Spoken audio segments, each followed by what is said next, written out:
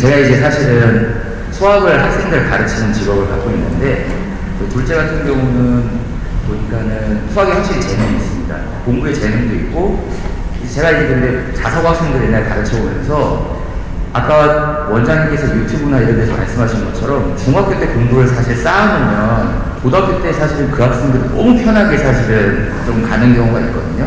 그래서 공부가 사실은 제가 지켜본 학생들을 보면 중학교 때 쌓아놓는 게 훨씬 더 중요하다고 생각을 하는데, 근데 공부에 재능이 있음에도 불구하고 이제 애가 좀 내성적이고 소심한 면이 있어서 이걸 밀어붙였다가는 그때 교육대 기자 그때 TV에서 말씀하신 것처럼 트라우마가 생길 수도 있고, 그런데 이제 과연 이제 좋은 부모가 될 것이냐, 아니면 이제 밀어붙이면서 이제 조금 공부에 도움이 되는 약간 나쁜 부모가 될 것이냐. 근데 둘 중에 하나 둘 다 택할 수는 없다고 말씀을 또 하셨잖아요. 근데 그럼에도 불구하고 이제 어떤 측면에서 이상적으로 생각하시는 게 과연 어떻게 해야 되는지, 약간 개인적인 경험으로 이제 친구들도 많이 공부, 또 친구들도 많이 있으실 거 아니에요. 그런 쪽 측면에서 경험적인 측면이랑 아니면 의사적인 측면에서 이런 게 심리적으로는 어때야 될지 그냥 조금 그 개인적으로 경험을 한번 말씀해 주시면 감사할 것 같습니다.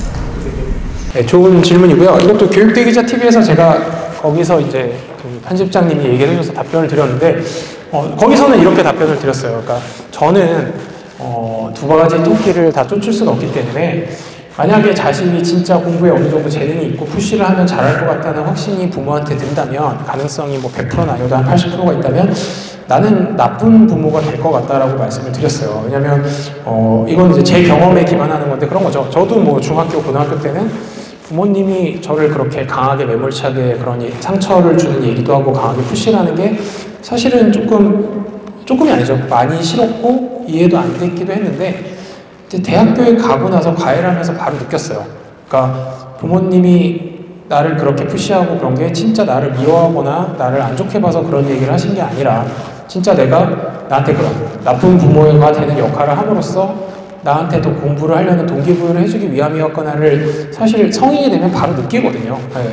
사실 그 순간 부모님에 대한 미움은 머릿속에서 사라졌어요. 네. 유튜브에서도 그런 얘기 하는 분들이 있어요. 그러니까 직설적으로 단호하게 얘기하는 게 너무 좋긴 한데 선배님께서 너무 매운 맛인 것 같다.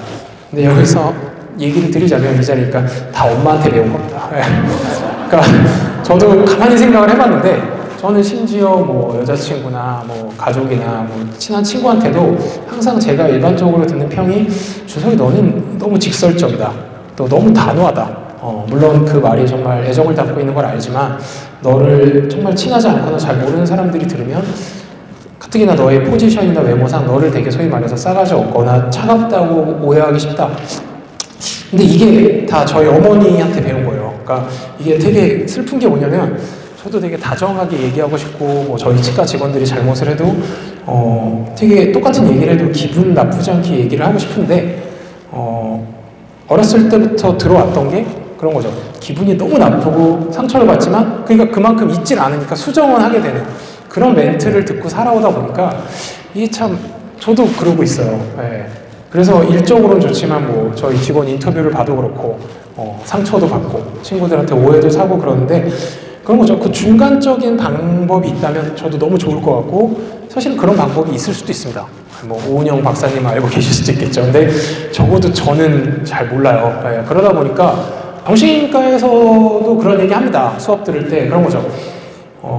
슬프게도 부모한테 맞고 자란 자식은 커서 부모가 돼도 자식을 때리게 된다. 부모가 때리는 걸 맞고서 난 죽어도 저런 부모가 되지 않을 거라고 하지만, 어렸을 때 보고 배운 게 그런 거기 때문에 자식을 교육시키는 거를 때리는 방법밖에 모르는 거죠. 네, 그래서 사실은 제가 제 유튜브에서도 막 책에서도 그런 얘기를 하는 게, 이런 저조차도 제가 갖고 있는 안 좋은 성격이나 아니면 좋은 성격이어도 안 좋은 면들이 어렸을 때 부모님이 저한테 했던 멘트나 행동에 기이는 바가 되게 크기 때문에, 이게 참 부모의 역할이라는 게 진짜 어렵고 중요한 것 같아요. 근데 공부 관련해서 했으니까 그것만 답변을 더 정확히 드리면, 내 자식의 공부에 재능이 있고 조금만 내가 나쁜 부모가 되면 잘할 수 있을 것 같으면 저는 무조건 나쁜 부모가 되라는 쪽입니다. 그게 결과적으로도 자식한테도 좋고, 자식은 분명히 그거를 알아주는 순간이 분명 올 거고, 그러면 사실은 크게 문제가 되진 않는 것 같아요. 그 대신에 이제 자식을 제일 잘 아는 게 아버님이시니까 적절한 포인트에서는 좀 풀어주는 밀당도 필요하겠죠. 그거는 아마 아버님 또 자식마다 다를 거지만 그래도 저는 나쁜 부모가 되는 게 훨씬 나쁜 부모가 돼서 자식을 공부 잘하는 부모, 자식이 될 수 있게 할 수 있다면 그게 훨씬 낫다는 쪽입니다. 자, 다음 질문.